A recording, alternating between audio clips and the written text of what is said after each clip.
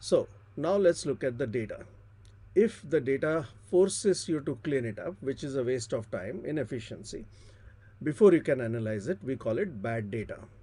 If data can be got in such a way that people can actually work on it without any analysis or without any cleanup. Just let me go back one slide, there was a problem. So if you get data, you waste time in cleaning it up, we call it bad data. But if you get data which is well behaved and doesn't require you to clean up, we call it good data. Now conceptually this looks nice, but it's important to tell you what exactly good data means. There has to be some method by which you look at it and realize is it good or bad. How do we do that? So it's a very simple definition. Data, if it's like a table, it's called good data, tabular data. So simple example, everything should have a heading followed by data. The data should be consistent in each column. Now this sounds simple, but very often this itself can get spoiled. For example, in this case where we have exactly same headings, but the data type got mixed up.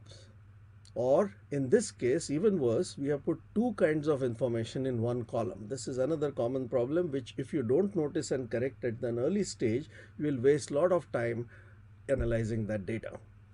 Another example I recently found, this is from a government site data.gov.in, which gives you government related data.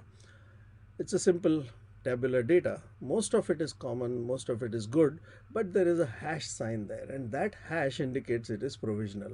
Now if you want to indicate something is provisional, do not put that as a part of the base cell itself. If you want to put it as provisional, put an extra column called status and then put provisional yes or no. That is what I mean by making data good. So here are very simple rules for checking whether the data you have received is good or bad.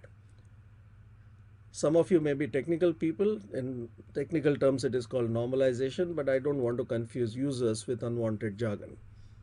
So when you get the data, concept is simple. Look at it, apply all these principles. If any of them is missing or wrong, that means the data is bad. And then what do you do next? Now, the most important thing you don't do is continue working on analyzing the data in spite of knowing that it is in bad format. And that is what we have been doing for years, which exponentially increases the time required for cleanup and analysis. Now, what do you do in that case? You get the data, you check it. If it is good, continue. If it is bad, don't even attempt to convert it to good or clean it up. Send it back to the source, because typically data has come from somewhere. Either someone did data entry, you purchased it from somewhere, it came from some system report, someone gave you a CSV file. That entity or person is called the source. Just send it back to them and say, I want it in this format where it is tabular. And believe me, very often, especially from an IT system or business system point of view, all the data in the world is stored in tabular format in most cases. So for them to give it to you in tabular form is easier than giving it to you in a spoiled format. So just attempt it. If it works, well and good. If it doesn't, then of course you need to know how to convert data to good format.